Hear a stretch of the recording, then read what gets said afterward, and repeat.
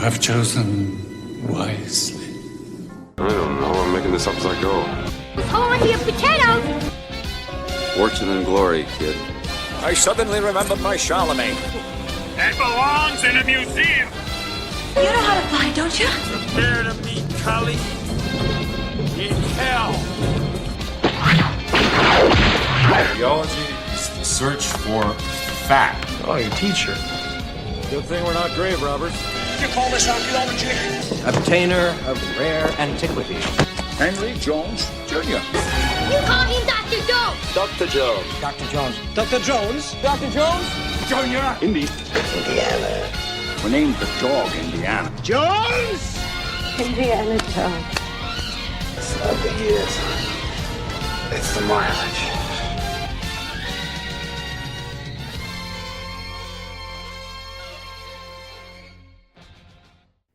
Every long-time listener of the show is going to know what that intro means, and that means it is time for another Indiana Jones-centric episode. Star Wars Lucasfilm siblings, because we love covering Indiana Jones. We love Indiana Jones as much as we love Star Wars on this podcast. Amidst the rush of Skeleton Crew, a new Indiana Jones game was released, and we couldn't wait to talk about it. So we are ready to talk about this killer story, this surprisingly good gameplay, and how the game just kind of came out of nowhere and surprised us with its quality. And so we're ready to dive right in to talk about everyone's favorite whip-cracking hero, and we're going to dive in with the Great Circle Guardian himself, Colin Archer. Oh, man, Carter, we talked about this months ago. Just a little blurb, I think, in a news segment in Holonet News, and we had no idea this game was even on the horizon. Right. And then it jumped on us, too. I think I texted you one night. I'm like, hey, this releases on early release today. Yeah. And, of course, we are both very busy people. And those are I'm not really up on those early release things. Yeah. Paying an extra $30 for 3 extra days. But I had to begrudgingly wait until Sunday to play it. Mm-hmm. And so I got up Sunday morning, 8:30, 9 o'clock. I'm like, all right, I'm going to play Indiana Jones all day. Nope, it didn't release until 6 p.m. Ooh. So I sat there and had to twiddle my thumbs. Poor me. Yeah. And go cook food or something. But regardless, it was worth the wait from months until now. Totally, Oh absolutely. gosh. And it's just, you hear Indiana Jones game with the kind of mid reception that Star Wars Outlaws received. It was just not something that was like at the top of anyone's list or radar. They were like not super impressed by the trailers or anything like that. And early reports over the game, it had pretty bad reviews, but that really shook out and turned positive when more people got their hands on this game, and especially from more Indiana Jones or Star Wars or Lucasfilm-oriented sources. The game received amazing reviews because it's really about if you're an Indiana Jones fan or not. Like, if you are a fan of Indiana Jones, you're going to love this game. If you're a fan of the subject matter that Indiana Jones covers, you're going to love this game. Yeah, any of that stuff. I mean, you're transported back in time, and you feel like you're Indiana Jones, completing all these tasks and going to these locales, and more than that, at some point in the future they're going to have games or VR things where you can stand in as a role of your favorite character in a movie or something like that. Well, that's what this is, but the 2024, 2025 version of that. And it does a fantastic job of it every step of the way. It's amazing. I mean, there's a lot of layers and elements to what makes this a good game. And so we should just dive in and talk about the part that I was most concerned about that ended up being really wonderful, and that was the gameplay. So when we had initially talked about this game being released and learned that it was first person, I know I got on the podcast and griped about that because I was not excited that we weren't going to get the iconic Indiana Jones silhouette while we were walking around or whatever. And I was like, that seems like a mistake to just have fists on your screen the whole time. And I was totally wrong with how the combat system played out. Yeah, I felt the exact same way. You first load into the game and you're like, well, where's the third person setting? It's not there. Right. And because I felt that way too. And actually some people posted on the Indiana Jones subreddit glitches where the game has, because the character's there, right? He's got the arms, he carries the whip, you got the hat on, And so, but the character can glitch, and from a game mechanics or programming perspective, the camera exists in his face.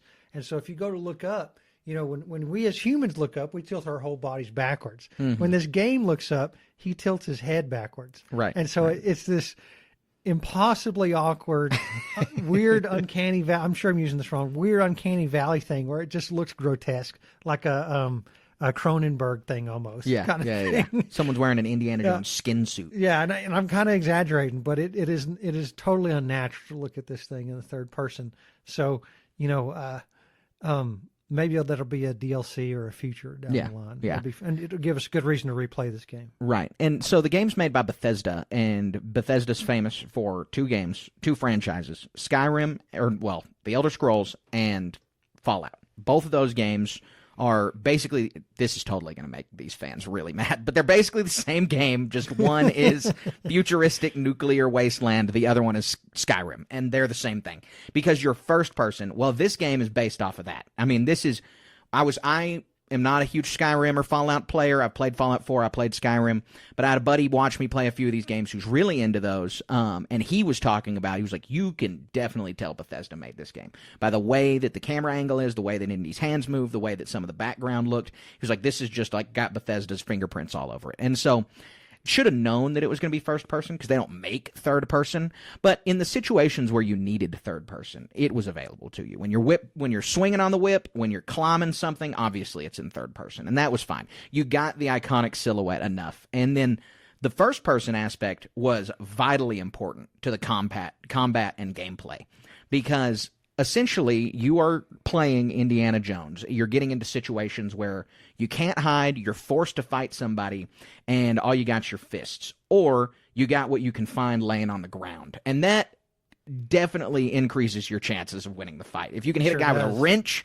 versus having to just bludgeon him with your fists over and over. It was funny. People found out way later that the wrench didn't have any durability to it. Like even the pistol had durability. Right. You picked up a broomstick or a sledgehammer, you could hit somebody 3 or 4 times. The wrench didn't. So that was like the most valuable weapon in the game. It was. You could just keep it around the whole time. Yeah, it was really good to see that combat that way because it was very Indiana Jones. I mean, you had the punch sound effects, the kind of they were straight off the screen. Yeah, exactly. And all of his fights against average people, Indy is more athletic than the average person, to say the very least. And so you could get it around some Nazi that you were punching 4 or 5 times to get down. But then you'd fight the big guys, like you fight the guy outside of the plane in Raiders of the Lost Ark. You can't punch those guys to death. There's just no way. Yeah, it was so fun fighting all of these guys because just the basic Nazis or the fascist black shirts, they're just a joke. You can sneak up on them real easy. And just that aspect alone, it felt like you're in the movie against that big giant Nazi from Raiders, right? Yes. Yep. And so you come across these giants and you feel like you're in real peril. It's so cool. Yeah, you absolutely do. And so you're coming across these giants. You're having to use every weapon you can. One of the levels was you had to fight a giant in a really dark cave. We talked about this one. I love it. It was super fun. It was really good, and it's probably the fight that's most reminiscent of that flying wing fight from Raiders. And so you have to bludgeon this guy multiple times with a weapon. Well, I did it so many times with the weapon. I broke basically every weapon in the room, and then I was like, man, this must not be what I do to defeat this guy. He's invulnerable. I got to find a secret door or something. And so I spend like 30 minutes of gameplay running around the room, ducking, dodging this guy, trying to find some kind of hidden lever. Well, after 30 minutes, then I decide, look, I've got to just go and fight this guy. And I walk right up to him, no weapon, just begin to punch him, and I punch him out in one try. And so I had just had his health bar on the barest of slivers and then left. I was like, this must not be it. That's so I wasted a bunch of time, but it was super fun. It was really, really good fight. So there's a lot of criticism of the combat, people saying it's too easy. And, this game had some different modes. It had a theater mode, and I think it had a more advanced mode. Now, I played the theater mode. I don't remember what you said you played. The cinematic widescreen. Cinematic, yeah. And so, because that's what I'm in it for. And I'm bad at video games anymore anyway. I've kind of aged out of them. But even then, this combat was engaging to me. And so I think that's what was the intent here. We're not looking at some sort of like Tekken or anything like this. Exactly. You're not comboing somebody. Yeah, but you can do combos. Yes, you can. You got the whip. You can whip their feet out. You can whip the guns out of their fists. You can time the blocks just right and stun them with the whip. The combat, I had to watch some people. This one guy, he was by the Sphinx, and he rolled up, and there's like 8 Nazis there. He took them all out. Didn't take a single lick of damage. I'm not capable of replicating that. I can't play games that way. But it's possible. Yeah. It looked really fun. Guys doing stuff with the whip I didn't know was possible. To give the people who criticized the combat just a little bit of credit, there was one point. I think I'm in Egypt at the time. And I alert a guard, and then, he sounds the alarm, and more guards come.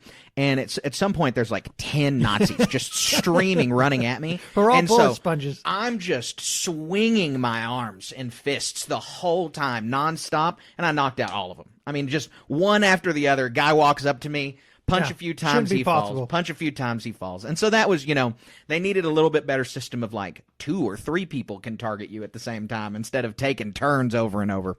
And then another complaint, headshots did not exist in this game. Yeah. That was one thing. You could pick up a rifle and shoot one of the Siamese rebels, and you would shoot them right in the forehead, and they would stay standing up and keep shooting at you. Yeah, they had a health pool. All of the enemies are bullet sponges. Every enemy was a bullet sponge. But that was another part of the game. There's good gunplay. There's good gun combat. And in Raiders of the Lost Ark fashion, sometimes you can just get through a fight by some guy taunting you with a sword, and you pick up your gun and shoot him in the chest. Yeah. Well, and that's an intentional feature, right?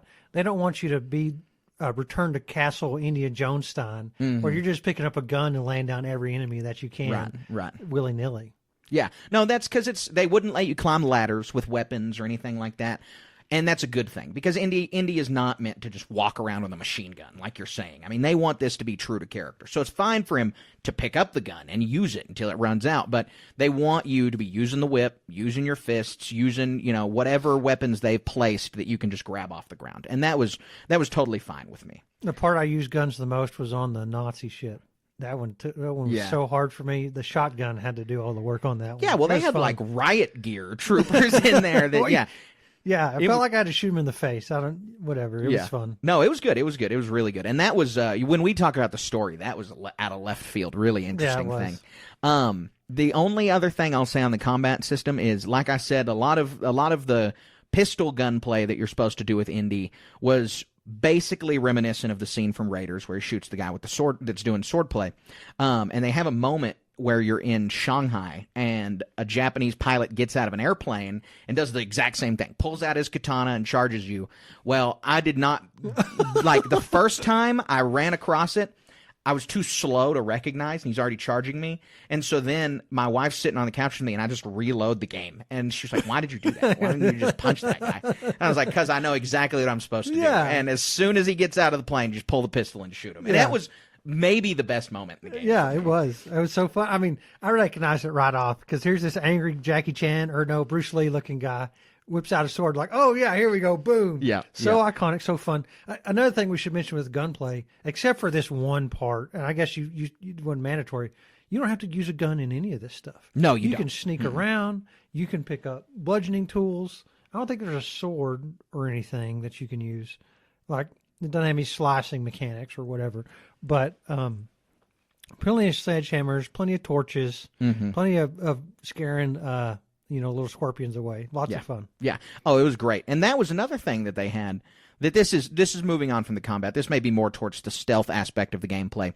But they didn't miss having the iconic bugs and like just creepy crawlies and snakes and critters in this game. Yeah. Egypt, you were plagued by scorpions the whole time. They're so maybe annoying. The hardest enemy in the game. It was so annoying, but it was also fun and iconic. It wasn't something out of left field that was bugging you the whole time. Right. Bugging you. Yeah. There's one aspect of the game that is really important is some of the solving. You kind of need to have seen the movies to understand how to solve it, because the scorpions are held away by fire and torches. But it doesn't explain that to you the first time. It explains that to you the second time. Right. And so it wants you to figure it out the first time. And if you hadn't seen Raiders of the Lost Ark, you might have just missed that completely. I watched some streamers playing the game. They had no clue. They were just getting ravaged by these scorpions. And I'm just like, whoop, whoop, whoop. Yeah. I think, I don't know, but this game is dynamic enough. Like, even the puzzles are in some of the basic stuff. Like, if you look past the torch or the little bassinet that you're supposed to, little bowls of oil, it doesn't tell you have to light those. Right. So if you just look right past them and miss it, then you're just not getting that benefit. Yeah. And so, like, I think the first time you're if you misplayed and didn't pick up a torch, then you're just going to get bit by scorpions a little bit. Exactly. And so, yeah, there's a lot of that the game is not just telling you what to do, which is a lot of what modern video games do. And so I was impressed by that. But you mentioned the aspect of being able to sneak around players, and stealth played a pretty big role in this game, but it was in a really fun, organic way. And it was just like, again, felt just like the movies. You're in the middle of this Nazi camp. Of course you're going to be sneaking around. Or you're wearing a disguise the whole time, just like that happens often in Indiana Jones. Yeah, and tons of different disguises. There's one I think I got through Egypt and didn't even find one of the disguises. Yes, there's a Wehrmacht disguise that makes the boat way easier. I also didn't know about it. And I learned about it after I had completed the Nazi ship, and I was like, man, I really wish I would have had that Wehrmacht uniform. Yeah. I guess that's another thing, kind of in the gameplay aspect. There's side missions all over this thing. Oh, yeah. I didn't do them because I wanted to do the story. There's a couple that makes you do, but and gosh, they were fun. I was in the same boat insofar as this is a really long form movie. It is just, it is identical in story beats to an Indiana Jones movie. And so if you're doing the side quests, you're turning it more into like Skyrim or Fallout or whatever. And that's fine if that's what you want to do. But the game plays in such a linear way that I also avoided every side quest that I could. It almost feels like if you play just the story, it's a 2-part movie. If you play all the side quests, it'd be a 3-part movie. Right. Exactly. So the game really plays in like 4 aspects, and they are just 4 things that are classic Indiana Jones tropes that are mixed together in a different order throughout the game. And it's combat, stealth, puzzles, and chases. And the puzzles were phenomenal. I'm not a fan of puzzle games. When I play Jedi Fallen Order, when I play Jedi Survivor, my least favorite part are the puzzles. It's just no fun for me. But the Indiana Jones puzzles were all so well made and all felt exactly like the puzzles you see Indy solve in the movies. Every puzzle was as well designed as the X marks the spot in The Last Crusade. So, I'm with you 100% on all that. In the Jedi games, the puzzles there felt like a chore. Yes. In these games, they felt like a hurdle, and so you're a hurdle to elevate you to the next platform or something like that. Not literally, but it's maybe sometimes literally. Yeah.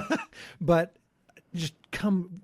I was anticipating, man, I can't wait to get to this next one. So fun. Yeah, and it's very classic and built into Indiana Jones, where it's not built into a Star Wars game, right? Like, it's something, if you're going into an Indiana Jones game and you don't expect to have puzzles, you're just confused about what Indiana Jones is. Yeah. The Star Wars game, that's just an aspect to make the game longer. It's just so they can say the game is X hours long. Well, 4 of those and make it a challenge. Because you're a Jedi. Exactly. You whip out a laser sword, a lightsaber, you go and thump everybody. What fun is that? Right. You got to jump over the burning chasm. Yeah, exactly. And so the puzzles in the Indiana Jones game just felt more natural, and a lot of them were just super intuitive. One of my favorite puzzles was underneath the Vatican, which is the first area you're in. Was a painting of Christ, and it was the 5 wounds of Christ: the 2 pierced hands, the 2 pierced feet, and the spear in the side. And you had to go find numbers corresponding to each wound and set the numbers correctly. And it was, the game was full of historicity, and you had to intuit this. It was a picture. Yeah, it didn't tell you anything. No, it didn't. It was a picture where that body part on Christ was highlighted with like a circle and then a number, and that was it. And it was subtly highlighted. It wasn't like bright yellow paint like you get in most games now. It was just a little gold circle, and you had to like study the artwork, just like Dr. Jones would have to do. And so it was really, really rewarding when you would find a puzzle out on your own. I think that's the one that took me the longest because I had to go back and forth and connect the dots. And there's some basic mechanic I was missing. You know, I'm glad I had my bottomless wine bottle there. Bottomless wine bottle. You just take a drink of that thing, and it is deep red. It does not look like wine. It looks like red paint. The puzzles, every single one was great, and every place. I really can't say enough about that part of the game because it was just something I didn't expect. But it really felt like you're stepping into. You've got the book from Last Crusade. Yeah. And you're tackling all these things. Mm-hmm. I mean, and it was just so cool, especially this one we just talked about. You got to knock down some parts. There's parts of this puzzle that if you're not looking, you just straight up miss it. You're going to be stuck and have to go online and look. Yeah, yeah. And there's in Egypt, there's a lot of like mirror and light-based puzzles, and there's a lot of it's just not a lot of fetch quests, which is really refreshing. This game specifically, we had talked about this when I had finished the game. It feels like a game that you would get on the PlayStation 2. And what I mean by that is not the graphics or the quality or anything like that, but I mean back when the PlayStation 2 was coming out in the early 2000s, there were a bunch of movie tie-in games, and video games were most of the time cutscene games. You'd go through an area of the story, and then you'd get like 2 or 3 minutes of a cutscene that's like a movie, and it's very linear. Games are not like that anymore. There's games out there like Fallout and Skyrim and Elden Ring that are just hundreds of hours long, and they don't have many cutscenes, and they're open world. You can go in whatever direction you want. And I'm not deriding those games at all, but it was super refreshing to find long-form cutscene story game that turned out to be really high quality. Yeah, so high quality. I mean, the graphic settings on the PC, I'm having a hard time playing games. I don't know if it's a factor of me getting old, but this one made me dizzy too. Another game I played a while back made me dizzy playing it, and I don't know. My brain was it just Space Marine 2? Was that what made you? No, Yeah. Maybe a little bit. I don't remember. I played that one a bunch recently. It had made me sick. Yeah, good. There's something else that I played. We talked about that made me real sick. Like I played it for an hour and was just like dead the rest of the day. Yeah, I remember that. I do remember that. So the other element to the game, other than the gameplay, and we led with the gameplay because it was so surprising at the quality of it, but the story is part and parcel an Indiana Jones movie. I mean, I'm not going to hesitate to say that the story of this game is better than Kingdom of the Crystal Skull. Easy better than Kingdom of the Crystal Skull. 1,000%. Yeah, and so this was it's a very classic Indiana Jones story. It is surrounded in religious myth. It is surrounded in globe-trotting history. You get to visit some really, really interesting locales, and all of them feel really, really unique. And so it just plays like the movies. Yeah, and you almost can't undersell this thing.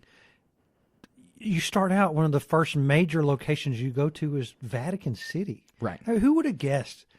You know, I think you do as well. I intentionally avoid media about this game or reviews or anything about this stuff because I want to enjoy these stories and everything about these video games with untainted visions and thoughts about it. And so you go to Vatican City, and it's like, this is so awesome. Yep. You're walking around as a priest, rookie, doing all this people, finding finding all these secret hidden clues all about the whole thing. And then it culminates, not really culminates, but a major story point is this secret hidden crypt in the library that's just been behind a wall for hundreds of years. Right. It's so cool. Right it's under your so nose. Indiana Jones. In the starting area. Exactly. Yeah. Exactly.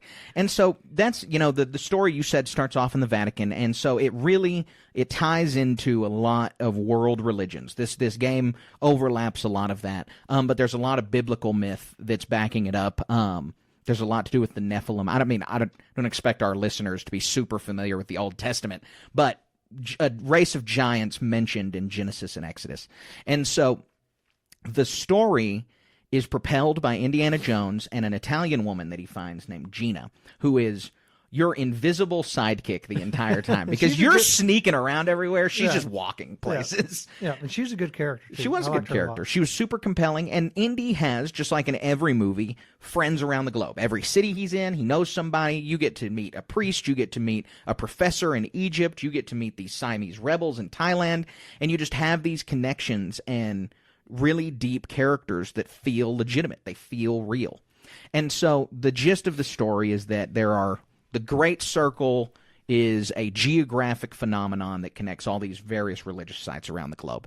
And there is a secret order in the Vatican led by the Nephilim, a race of giants, bent on protecting these artifacts. And you don't have any idea what these artifacts do throughout the game, but there was one in the Vatican and the Nazis got it. And there was actually the beginning of the story is there was one at the college, and that's where they get the first one, and that leads you to the Vatican, and then you're led to Egypt to find another one. The Nazis get that one too, and you learn where their next stop is. They're going to Argentina, and you learn some more information about there's something going on in Nepal. So you head to the Nepalese mountains and find this battleship, this Nazi battleship on the top of the Himalayas. It's crazy. As soon as you see it, it's a beautiful shot. You come out of this cave and your character just walks up. It's not a cutscene or anything. And you just see this giant steel boat resting on a mountain. And you're like, what is going on? Yeah. And for a second, you're like, what? They are way jumping the shark.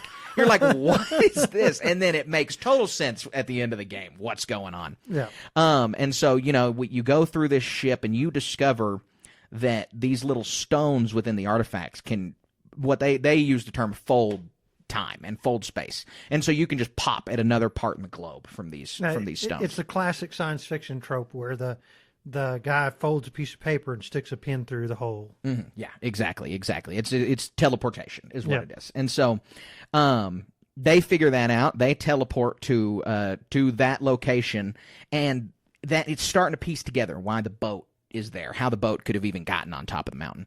So our next location is Siam, which is modern-day Thailand, if anyone doesn't know. And you get to go through Sukhothai, which is a Thai religious site. And a lot of that is puzzle-based, and you get to go through this story, and you discover the final stone where the Nazis take you, just like in Raiders of the Lost Ark. Yeah, you're doing the work for the Nazis the whole time. Yeah, exactly, to their triumphant spot. And you learn that their triumphant spot and the big MacGuffin is the Ark. And not the Ark of the Covenant. Cool. It's Noah's Ark. Yeah. It was crazy, man. And they come out, Gina goes, how do we know this is the real Noah's Ark? And Indiana Jones is just like, just look at this. it's like a city-sized boat. Yeah. And so this is the game then does turn into a movie, and like a 15-minute cutscene ensues. Yeah. And so you're being interrogated by Emmerich Voss, who we haven't even mentioned, who's a great villain. Fantastic. He is just he's the head of occult research for the Nazis, and he is like hell-bent on being recognized as Indy's equal, basically. Yeah. Like, that's what it culminates as. There's plenty of... It's the same as Raiders in that there's lots of these little slapsticky parts. Yes. Where what's his name he grabs the medallion and burns it on his hand, right? Mm-hmm. And same with this. I think there's a fight where Indy falls to the roof and lands on the other guy. Yeah, there it's is. So fun. And Voss keeps emphasizing that he knows the secret Japanese fighting art of karate.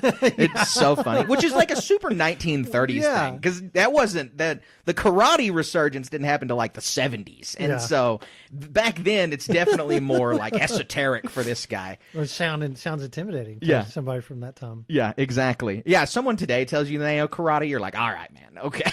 Yeah. And so they are on the Ark. The Nazis are going to be triumphant, and Indy is tied up with Gina and the Nephilim giant named Locus. And Locus is chanting in what they're calling the Adamic tongue, which is the theorized tongue of Adam. And so he's chanting we can read what the subtitles say, and it's talking about, the person who invokes these is going to be judged by God. And Indy starts screaming at Voss, stop. Noah was chosen by God. You're just some guy. And at that, you're just a Nazi. You're an evil person. Yeah. And so he's shirks it and is not going to do it.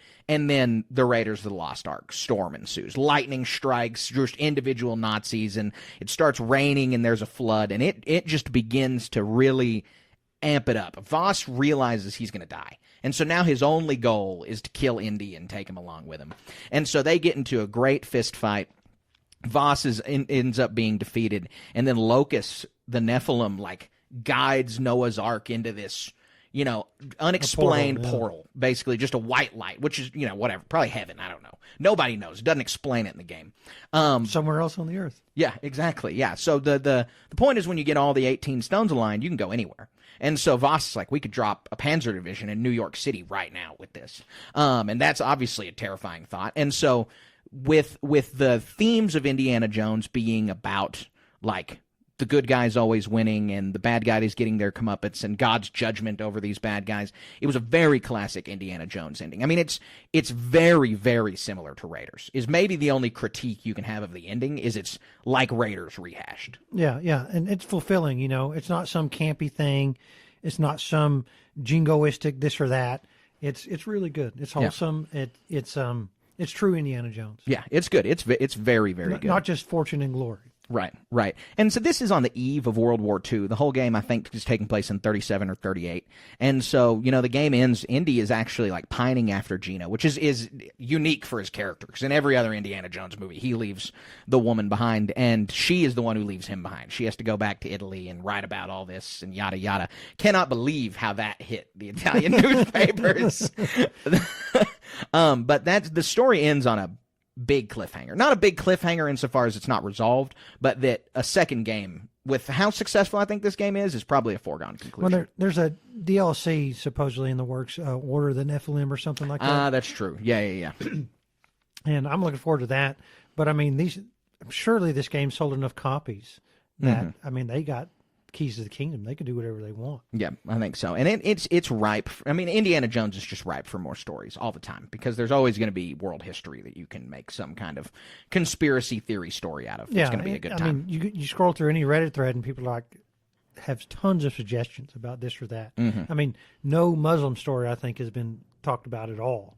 Yeah. I mean, and then I know part of Muslim mythology is genies and jinn and stuff like that. That'd be so cool for Indiana Jones to interact with. Yeah, no, it would. It'd be great. And so, to give this game a review, 4.5 out of 5. I don't know. I mean, I can't say it's perfect, but for an Indiana, you couldn't want more out of an Indiana. So what's not perfect about it? To me, there's just these weird bugs sometimes. Yeah, clipping issues or something like that. Nothing that say. It made me sick. I'm going to take a little bit off of that. Physically sick. I had to. Okay, I could only play it for an hour and a half at a time. But that's my personal problem. Well, the combat criticisms were valid insofar as the enemies are bullet sponges and they're easy to defeat, which is a weird oxymoron, but is just the case. And I could see if someone wanted to pick up this game as their first entry into the Indiana Jones universe, I don't know how you'd beat it, because you just, again, it's not spelled out for you in any way. But we highly recommend that you watch the movies before you play this game. Oh, yeah. The movies are the cheat code to this game. They are, yeah. You just need to be familiar with how Indiana Jones works. Yeah. I mean, I like the buddy who watched me play it. He's only seen Dial of Destiny. It's the only Indiana Jones movie he's seen, and so it's a crime. It is a crime, yeah. And he loved it. He liked Dial of Destiny. I keep telling him, and he loved the game. He's like, "Wow, this is great." I'm like, "Man, how have you not seen these Saturdays? Movies?" Yeah, for real. 2 hours. And so for him, it was a lot of well, how did you know how to do that? And I'm like, well, I saw the movie. It tells you how if you watch the movie. Well, but if you didn't, it's a lot of just guessing. I watch some streamers play it because it's so fun to watch how different people interact with this game. There's one of the puzzles. When I say a puzzle, you got to move these cogs here. You got to shine this mirror on this. But they're also, I'd call mini puzzles. There's one, because in Egypt, it all takes place underground, under the Sphinx, under the Great Pyramid and stuff like that. There's one where the gate is closed, and if you don't look behind you and down low, you're not going to see the switch to open the gate. That blew people's mind to look behind them and down. It was so fun to watch. Yeah. And so it didn't take me but a moment because I've seen all the Indiana Jones movies. Right. Exactly. So it is. It's just the cheat code. Stuff is not what it seems. So that's why I can't just say it's perfect. But it was really, really good. It was exceptional. Like there's these real little tiny buggy things. There's one I think in Siam where you're in this in the pyramid thing. You got to throw these spears into the wall to swing off them, and it took me. They knew it was buggy because the spears respawned in a matter of moments. Because you throw them into where you're supposed to spawn, the mushrooms, and they wouldn't stick. You'd be like, "Come on, man, wake up! I'm here. Just stick this thing in there." Right. Then I did run into a couple things like that where I don't even want to say it's buggy, but you just had to be very precise on where you were standing to be able to interact with something. Like you could be, just slightly tilted to the left, but looking at this thing, and it wouldn't let you interact with it until you were your shoulders were square with it. And so that was just a little annoying because you'd stand there and you'd be like, well, that didn't work, and then kind of adjust your character until you could find it. The other big bug was in Siam. I was walking up to that temple, and it didn't trigger something. So I spent probably an hour messing around trying to find a trigger for this temple. That reminds me. Killed Nazis over and over. It was crazy. Not a bug, but I had a mistake like that, a big mistake like that. In that, there's a point in Egypt where you lower a Nazi flag, and then there's a distraction. No, you have to really focus on this part. Yeah, you're sneaking around a very occupied Nazi camp, and so you're supposed to pull the flag down and then go infiltrate Emmerich Voss's private suite. And so I do that. I get like halfway through the infiltration, I get killed. So I get right back to the checkpoint, which is underneath the flag. And I just assume that the flag lowering is the save point, not before the flag is lowered. And so I'm like, well, the flag's lowered. And so I brute force for like 2 hours this same sneak around level with probably 75% more enemies than are supposed to be there. God. And I'm just machine guns and slugging it out, or then I'm trying to sneak every which way, and I make it all the way through, and I'm standing on the balcony of Voss's suite, like about to walk in the door, and I turn around because I want to see the Egyptian scenery. I'm like, this is like the highest spot on the map. I'm going to be able to see a lot, and I just see that Nazi flag flying in the background. I'm like, man, I hope I don't have to run over there to activate the next part because I've already made it through, and thankfully I didn't. As soon as I get into Voss's suite, it acts like I had already done the flag, but I had like increased the difficulty to very hard on just that one part by not realizing I hadn't lowered it. It was super funny. And so stuff like that, I guess you could call criticism. That's just me being dumb. I mean, that's just me. Yeah. So, well, I mean, you got to flip your thinking. For anybody that's listening to this, it can sound like criticism, but it's not. There's that one fight in the dark. I'm like, oh my gosh, how am I going to beat this guy in the dark? Well, you got to run over the things and light it up. But then he finds you. It's tough. It's fun. Yeah. And it's theoretically possible in the dark. And, because you can kind of see the guy just a little bit. It's not pitch black. And so there's a lot of elements in this where it's like you can succeed and do something, or you can make your chances way higher by just thinking about it for a second, just working through the problem. It's a lot of critical thinking skills go into this gameplay. It does, yeah. And so it was a lot of fun because it's just I think the thing that makes it most rewarding is every time you solve a puzzle, you feel like Dr. Jones. You don't feel like Indiana Jones. You feel like Dr. Jones. You're like, I'm as smart as Indiana Jones is. Yep. And so that was just really fun. Puts you right in his shoes in every way. Yeah, I think I give it like I like a 1 to 10 scale, 8.5. So same as you, 4.5. Sure. 4.4 and a third. Yeah. Yeah, it was good. It was very good. I was a big fan of it. So I think that wraps it up for Indiana Jones and the Great Circle. Yeah, unless you want to talk about for another hour about little this and this, I could do that too. Yeah. But no, we nailed it. Yeah, looking forward to the sequel to the DLC, and we'll have another episode about the DLC, I'm sure. So let's head on into the HoloNet news segment. You made the HoloNet. All right, so we've got 3 news stories to talk about today, and one of them, pretty disappointing. Pretty disappointing headline right here. There were a lot of rumors that have been buzzing around for months now that Dave Filoni, Lucasfilm, whomever, has been chatting with Natalie Portman to make a return to her role as Padme Amidala, and most likely for Ahsoka Season 2. And, in a flashback, whatever. No one's saying that Padme's coming back to life. But that is not the case. There has been The rumor shared is just not going to happen. Natalie Portman has confirmed that she has not been in talks to come to Ahsoka 2, which is just devastating. I mean, she's like the last of any of the big actors to not return. We got Liam Neeson, we got Hayden Christensen, we got Ewan McGregor. All we need is her. Yeah, and we're talking about a few more on-screen moments, and we'd be happy. Yes, yeah, exactly. Yeah, it doesn't. I mean, it can be moments. Yeah, Liam Neeson's cameo in the Obi-Wan show. I mean, that is less than 30 seconds long. That's all we want out of Padme too. Is that? Yeah. But hopefully they can still get her. I just don't know if they didn't offer enough money, if she's not interested. Yeah, I was going to say Natalie Portman. She commands what she wants. Yeah, I mean, she's tip of the top. Sought after actress. Yeah. And she's not in a ton of stuff nowadays, so she's probably pretty discretionary when it comes to what she wants to be in. Yeah, probably so. But on the other side of the rumor mill, we have another headline that's more exciting. There is now a rumor that Ewan McGregor is going to be there for some Clone Wars flashbacks in Ahsoka Season 2. So that says to me, just my gut instinct is that there's going to be some Baylan Skoll intertwined here. Yeah. No, there certainly will be, I think, because we're gonna need to see a lot more out of that character, and who better to be interacting with him than Obi-Wan. Yeah. Especially at the height of the He's the pinnacle Jedi, right? He's exactly. the most embodiment of the Jedi, which Baylan turned his back on. Right, and everybody's Obi-Wan's friend, so I can even imagine Baylan, lamenting something and talking to Obi-Wan about it. Yeah, Obi-Wan being troubled. All these Jedi, they have equal statuses.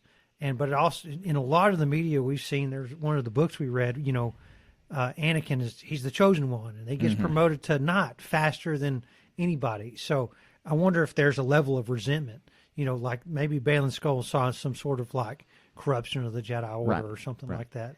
He could have been a Mace Windu person where he didn't think Anakin, he's like is wary of Anakin. And, but to the point where he actually did something about it.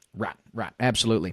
And then there's another rumor just in the same breath that is a little crazy to me, and that is, and I've seen this rumor a few places, Embo may be the villain of the Mandalorian and Grogu movie. Now remind me who that is. Embo is the bounty hunter from the Clone Wars. He was introduced in Season 2, but he cropped up a few more times, and he was just the really quiet, he had a wolf pet, and he used his helmet as like a Captain America shield a sled and all these other kinds of things. It's this big dish-shaped helmet. And so he's a fan favorite bounty hunter. Just he's got the real Boba Fett syndrome of it's like he's not a character really in the original trilogy Boba Fett. And he doesn't have many lines. No one knows anything about him, and that's why people like him. So mysterious and just a brutal bounty hunter. He's cool. I don't know if he's movie villain caliber, though, is my concern. I'm not saying we can't have a bounty hunter villain in a movie. Bounty hunters can be the villain, but Embo doesn't carry any kind of weight, doesn't carry any kind of notoriety as a villain, and you're going to draw very few people to this theaters who are general audiences off of Embo being on the poster. You're going to get Clone Wars fans there who are already going to see the movie. Yeah, well, the first thing my gut reaction is they're trying to cash in on the Cad Bane from Mando season 2.5, Book of Boba Fett, right? And maybe there's something going along with that. But I mean, Cad Bane is eminently more noteworthy than Embo. Yeah. No, you're certainly right. He is way, way more noteworthy than Embo. More people know about him, more iconic. He was I don't want to say Embo's not an actual character, but Cad Bane has had multiple storylines just about him. He's had lines. Embo has not had those things. And so thrusting him into the spotlight as the villain of this movie, I'm a little concerned about. No, much less so than you would think the villain's the Empire still. Right. The Imperial Remnant or the First Order or whatever. So interested to see if that rumor ends up panning out. So speaking of Baylan Skoll, our last story is very interesting. They're going the recasting route for his character. After Ray Stevenson's tragic passing, there's a lot up in the air of what's going to happen. He's going to get written out. He's going to be CGI. He's going to be this. He's going to be that. Well, it looks like recast is what they decided. Lucasfilm's been very averse to recasting after the Solo movie, but Baylan Skoll is not a big enough character, I think, that they would be concerned about that. Like, recasting Han Solo is a lot different than recasting Baylan Skoll. And so his recast is Rory McCann from Game of Thrones, which I haven't seen, so no comment on this guy's acting skills. Yeah, he was the, oh gosh. This is they've struck gold with this. Oh, good. It's going to Okay. be fantastic. Happy to hear that. This guy, he was one of the. I feel like an idiot. I don't remember his character's name. He was the Mountain's brother, the Hound is what they called him. They should have put the actor's face on there instead of the character's faces on this article. Sandor Clegane? Yes, Sandor Clegane, the Hound. Clegane. Yeah. Okay. And so he's one of the fan favorite characters of the whole thing. Cool. Okay. And fantastic acting job too, throughout the whole thing. Well, until the end, but Well, that is what it is. Writer's fault there. Yeah. But you're not going to be disappointed in this in the slightest. Yeah, that's great to hear. I'm very excited for Ahsoka. I'm disappointed it's going to have to wait till after The Mandalorian and Grogu, but it's going to be really good, and I'm glad to hear the recast. I think that was the wisest option. And so I obviously wish it could be Ray Stevenson. Everybody does, but just can't be. So the recast makes the most sense to me. That wraps up our HoloNet news segment, though. So we've got one more segment left. Let's hop into our Star Wars moment of the week. We would be honored if you would join us. All right, Colin, so I'm real excited to talk about my Star Wars moment of the week because I think, as I mentioned on the podcast, we bought a house, and so we have been moving in, unpacking slowly as you do, and we have unpacked the podcast studio / Star Wars room. Got a lot more space in here. Everything's displayed. My wife helped me get all the wall art on, looking good. Yeah, this place and is so fantastic. I'm It super really pumped is. about it. Even got the Indiana Jones shelf. Got its own little section. That's awesome. Yeah. No, it really is cool. Everything in here. And you got a lot more room to add a lot more stuff. Yeah. There's plenty of room for expansion. Already got like 2 more wall art pieces that have to get hung. Yeah, that's good. My Star Wars moment of the week is kind of similar. You know, we got a bonus room above our garage in my new house, and we're using that as the Lego room. You know, I've got a few Star Wars Legos that I put up there, but it pales in comparison to all my wife's Harry Potter, Titanic, kid stuff, flowers, all kinds of stuff she has up there. Yeah. So we're slowly getting that together. Yeah, that's awesome. But we went into the Lego store. I went to Vegas. They had a Lego store at that fashion show mall. Mm-hmm. And I'm glad I had the fortitude to not buy anything because you could easily spend $2,000 on just Star Wars Lego. Yeah. There was a Lego convention here in town a couple weeks ago that my wife bought me a ticket for. Her and I, we went and saw it, and they had, every Lego set, all of the Holy Grail sets. They had the Cloud City set, new in box. Oh my gosh! There. Was I mean, it for obviously sale, it was, or is it just on display? No, it was for sale for like whatever. I mean, $20,000 or whatever Oh it my is. God. I mean, whatever the market price is, that's what it was for sale for. And so it was neat to see. First time I've laid my eyes on it probably since 2002. But Jeez, that's fun. That's cool. Yeah, it was neat. It was super neat. This is a little off Star Wars topic, but about the Lego room. Do y'all have the Rivendell set? Is your wife a Lord of the Rings fan? No. Okay. All right. No, I didn't know. That one is. I'm not really that big of a Lord of the Rings fan. I've only seen the movies once all the way through, and I've only read The Hobbit. But the Rivendell set is like one of the prettiest Lego sets I've ever seen. I want it just for the way it looks. I need to check that out. Yeah. It's funny. I don't mind telling people this. We live at the end of Brookshire Street and Hillshire Street. So we colloquially call our house the Shire. Yeah, nice. It's fun. That's cool. That's awesome. So anyway, that wraps up the podcast. We really appreciate you guys listening along. We appreciate you tagging along for the Indiana Jones cast. We love talking about Indiana Jones on here. That game was so much fun, and I can't wait for the DLC. Yeah, I can't wait to talk about it more in the future. Yep. DLC, more games. And part of it's Harrison Ford. Since then, I've watched a couple of Harrison Ford movies, and it's just like, man, I like that guy. Yeah. And and he's. I hope they don't, like, what is it? 007. Mm-hmm. He's meant to be recast. He's a timeless character, right?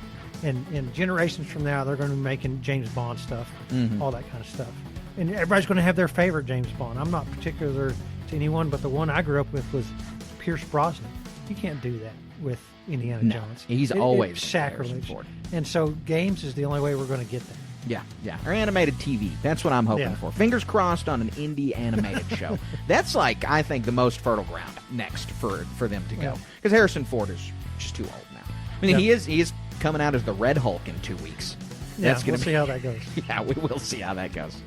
So anyway, that wraps up the podcast. We appreciate you guys listening along.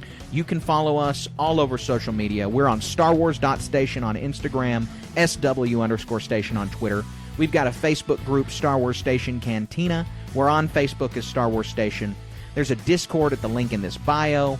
There's all kinds of stuff going on. You can check us out on Twitch, twitch.tv/Station Media. And if you're listening to this on YouTube or Apple or Spotify, leave us a review, leave us 5 stars, a like, a subscription, whatever it is, because that helps us get more Star Wars in more people's ears. Yeah, we love talking about Star Wars. Jump on that Discord and check us out. Yeah. We're always looking for people to hang out with. Absolutely. This and that. All right. Well, thank you guys very much. We appreciate you listening, and we appreciate you staying wizard.